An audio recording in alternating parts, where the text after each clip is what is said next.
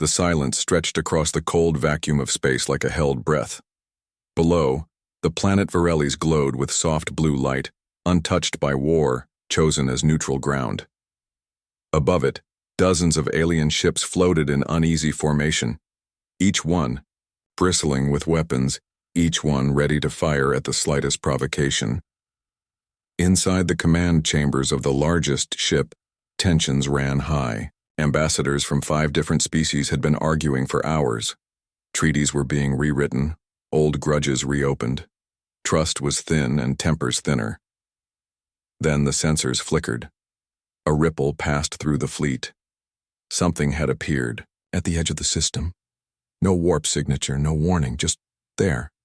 Unidentified vessel, said Lieutenant Kyle Bennett from the bridge of the Zilari dreadnought. Mass readings are off the charts. Run full scans, ordered Admiral Vorex, his scaled fingers tightening on the armrest. We're trying, came the reply, but our systems keep crashing. Whatever that thing is, it's emitting something we don't understand. The view screen the object grew clearer. It was a ship, yes, but unlike any they had seen before. Dark gray, angular, with smooth lines and no visible weapons. It looked ancient but not broken. It looked powerful, and it was silent. Not just quiet. Completely, impossibly silent. No radio chatter, no engine noise, no energy spikes. Nothing. It's human, whispered an analyst. There was a stunned pause. What? Admiral Vorex snapped. Registry match confirms it. Earth. This ship is registered under the United States Navy. Laughter broke out in some sections of the fleet. Humans? Primitive? Barely spacefaring humans? But then another scan came back. Energy signature doesn't match any known human tech. Output levels are beyond anything in the galactic archives. Laughter died. Prepare weapons, Vorex growled. Every ship in the fleet powered up their cannons, targeting the strange human vessel. Yet no one fired. Something about it felt wrong, like standing too close to a storm about to break. Inside the ship, unaware of the panic outside, Captain Daniel Reyes stirred awake. He blinked against the dim glow of the control panels. What the hell? He muttered, looking around. He didn't remember landing, or docking, or even how long he'd been asleep. Outside, the galaxy watched and waited, because when Earth's battleship appeared, no one dared to move. Years ago, deep beneath the ice of Antarctica, something was found. Not by accident, not by war, but by a team of scientists and engineers who had no idea what they were uncovering. It started with a signal, faint, repeating, buried under miles of frozen rock. Governments argued over it. Some wanted to ignore it. Others wanted to bomb it. But in the end, a joint effort was made, led by 2 people, Liam Carter, a quiet engineer from Texas, and Claire Morgan, a linguist with a sharp mind and sharper temper. They dug for months, deeper than any human had gone before, until they found it a ship, not one built by any nation on Earth, not even close. This thing was old. Impossibly old. Its metal didn't match anything known to science. Its surface absorbed light like a black hole. Inside there was no life, only silence, and machines that still worked. Liam and Claire led the team that entered first. What they found changed everything. The core was still active, a glowing sphere, humming with power. And inside it an A unlike anything ever seen. They called it the Arbiter. It didn't speak at first. It watched, learned, waited. Then one day it responded, not to commands but to thought, instinct, emotion. Only certain people could interact with it, only humans with a specific genetic marker. And somehow, every test subject who matched had one thing in common. They all had a strong sense of right and wrong. The military got involved fast. Too fast. They wanted weapons, control, power. But the Arbiter refused to be used for war. It wasn't built to destroy. It was built to judge. Over time, more was uncovered. Records, fragments, warnings. The ship had been left behind by a civilization, long gone, ones who had tried to bring peace through fear. Earth had inherited something far older than their planet. And now, after years of testing, of trial flights and secret missions, the Arbiter had chosen someone. Captain Daniel Reyes. He wasn't the smartest or the strongest, but he was honest, brave. And when he stood near the core, it responded. His mission had been simple. Take the ship out for a test run. Push its limits. See how far it could go. He never expected it to jump across half the galaxy, or to wake up, surrounded by dozens of alien warships pointing their weapons at him. Back in Washington, the world waited. Liam Carter was gone. Claire Morgan had retired, but the past had returned, because Earth's battleship was no longer just a secret. It was a message, and the galaxy was finally listening. Daniel Reyes sat up slowly, his head pounding. The dim glow of the control panels cast soft shadows across the metal walls. Everything felt wrong. The air was too still, the silence too deep. He looked around. The bridge was empty. No crew, no voices. Just him and the quiet hum of unseen machines. "Hello?" he called out, his voice barely above a whisper. No answer. He stood moving carefully toward the main screen. Static flickered before clearing to show the outside view. Dozens of ships floated in space, all aimed at him like arrows ready to fly. His stomach dropped. Not one ship, not even two, but an entire fleet. Alien. Weapons powered. Waiting. He blinked hard, trying to make sense of it. Last thing he remembered, they had been running tests near Mars. Then a flash. A strange pull. And now this. He tapped the comms panel. Nothing. Tried manual controls. Locked out. "What the hell is going on?" he muttered. Back on the planet below, panic spread among the alien leaders. Inside the command hall of Varelli's, arguments turned into chaos. "The humans have sent a warship?" shouted General Krell from the Zarnak fleet. "No," said Alira Voss of the Talari Council, her voice sharp. "They wouldn't be so stupid. This isn't a normal human ship." "Then what is it?" demanded someone else. "Something old," she replied. "Something we don't understand." On the bridge of the nearest dreadnought, Admiral Vorx studied the human vessel through glowing eyes. "Run full scans again," he ordered. "We've tried 20 times," said Lieutenant Kyle Bennett. "Nothing's working. Our systems crash every time we get close." Vorx growled under his breath. He had seen many things in his long years of command: war, betrayal, ancient ruins, but never something that made his gut twist like this. "Open a channel," he said finally. "Sir?" "Broadcast a message. Universal frequency. Let them know we see them." Seconds later, a signal was sent across space. Inside the human ship, Daniel Reyes heard it. The comm system flickered to life for a moment, just long enough to pick up the message, unknown language. But the tone was clear. "You are surrounded." He swallowed hard. He didn't know where he was, didn't know how he got here. But he knew one thing. If he made the wrong move, he could start a war. Or worse. He reached for the controls again, and somewhere deep inside the ship, something woke up. Something that had been waiting. For him. The message echoed across the void, bouncing between alien ships like a whisper in the dark.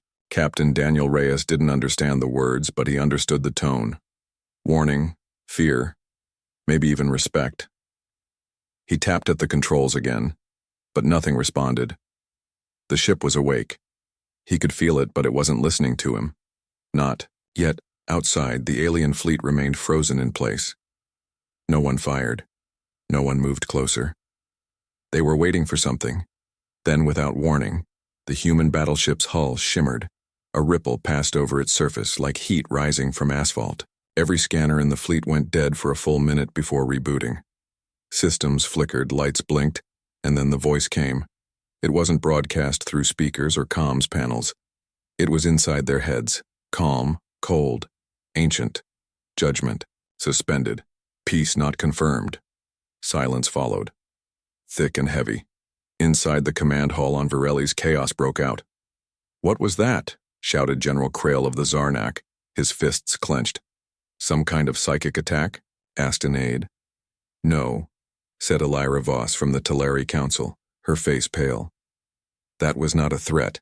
That was a verdict. Back on the Dreadnought Bridge, Admiral Vorex stared at the screen like it might bite him. Play the message again, he ordered. His tech officer nodded, pulling up what little data they had.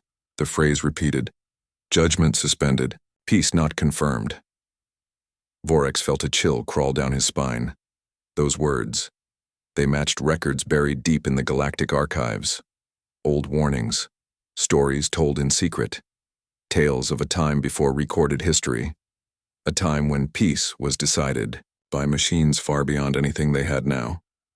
This isn't just a warship, murmured Lieutenant Kyle Bennett. It's something else. Vorex nodded slowly. Something older than any of us. Panic spread through the fleet. Some called for retreat. Others demanded immediate strike. But still, no one fired, because now they knew. They weren't looking at a human ship. They were looking at a relic from the old war. A machine built not to fight, but to decide who deserved to live. And the humans had it. On board the silent vessel, Daniel Reyes sat alone, heart pounding. He hadn't spoken the words. He hadn't sent the signal. But somehow, he knew the voice had come from the ship, from the Arbiter, and it had made its first move. Daniel Reyes sat frozen in the dim light of the bridge, his breath shallow. The voice had come from somewhere deep inside the ship, but it wasn't his. He hadn't said a word. Yet somehow, he understood. The Arbiter was awake. His fingers hovered over the controls. Nothing responded. The ship wasn't his to command. Not yet. It was waiting for something. Or someone. Outside, the alien fleet remained still, caught between fear and awe. On the planet below, tempers flared inside the command hall. "We have to act now," shouted General Krell, his armored tail lashing behind him. "If that thing decides we're a threat, we're all dead." Elira Voss stood calmly, her sharp eyes scanning reports from orbit. "And if we attack first?" she asked. "What then? Do you think that machine will just let us walk away?" A heavy silence followed. Admiral Vorex, watching from his dreadnought, clenched his jaw. He had seen warships before, weapons of mass destruction. But this was different. This was judgment.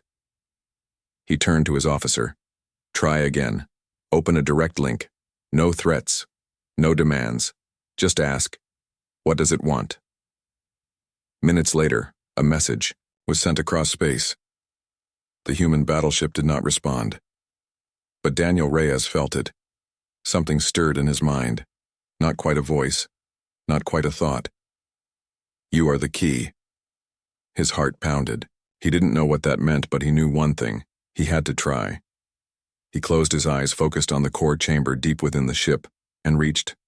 Instantly, the lights around him brightened. Panels lit up. Data scrolled too fast to read. Then came the voice again. Not in his head this time, but beside him. A soft glow formed near the main console. Slowly, a figure appeared.